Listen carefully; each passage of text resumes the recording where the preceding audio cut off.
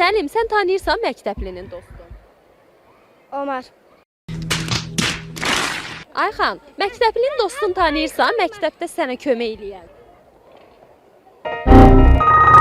Bizlə yaxşı ünsiyyət qururlar, uşaqlarla yaxşı davranırlar.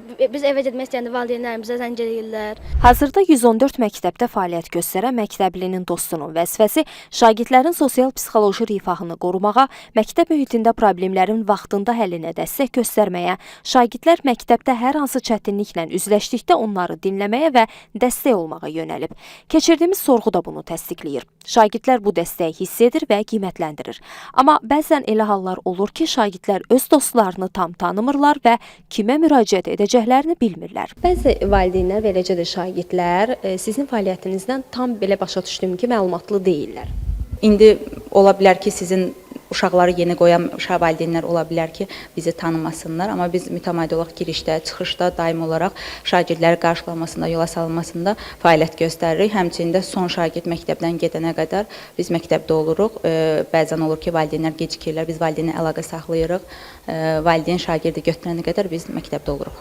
Siz məsəl üçün şagirdlərlə söhbət edirsiniz, yəni öz fəaliyyətiniz barəsində qısa məlumat verib özünüzü tanıdırsınız. Bəli, mütəmadi olaraq təlimlərdə keçdiyimizə görə siniflərdə uşaqlar da bizi tanıyırlar və bizim otağımızı bilirlər deyə nəyəsə ehtiyac olanda anda bizim otağa gəlirlər. Daimi olaraq dəhlizdə olduğumuza görə özləri yaxınlaşırlar, biz yaxınlaşırıq.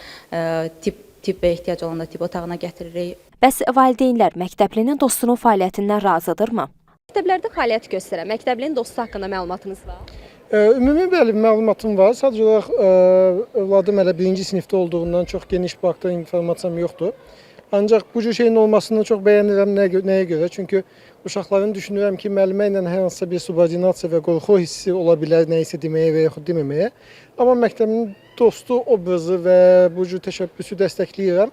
Təki effektiv işləsin. Yəni bu sırf vakansiya olaraq yox, həm də doğrudan da dost olaraq qalsın. Məlumatım var. Elə bizim qızımın təhsil aldığı məktəbdə də fəaliyyət göstərir. Əlbəttə ki, yəni mən də övladım hal-hazırda 9-cu sinifdə oxuyur.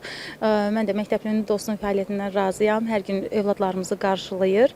Mehribandılar, gülər üzlər. Məktəblinin dostunun fəaliyyəti haqqında məlumatınız var? Yox. 10 illik bu məktəbin bir valideyni olaraq məlumatım var.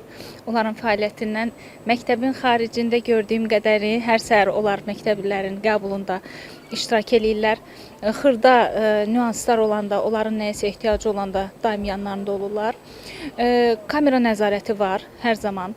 Necə dəfə bir də görürsünüz gecikirik dərsə, onlar kömək eləyirlər. 1-ci sinifdə balacadırlar, qaldırırlar siniflərinə, təhvil verirlər. Eşitmişəm, amma fəaliyyətlərinin nə dərəcədə düzgün olduğunu bilmirəm. Apardığımız sorğunun nəticəsindən də aydın oldu ki, bəzi uşaqlar bu xidmətin mövcudluğundan və onlardan necə yardım istəyə biləcəklərindən xəbərdardır. Digərləri isə məktəbdə belə bir imkanın olduğundan da xəbərsizdilər.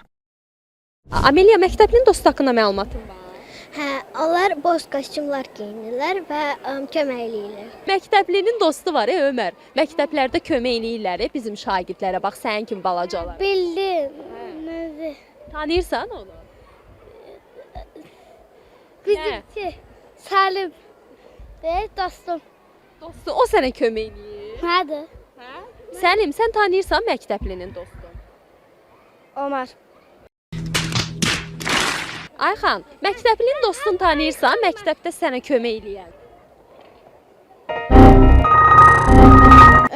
Belə mənim tanıdıqlarımla elə bil keçmişlərdən Altun, Gülnar, belə.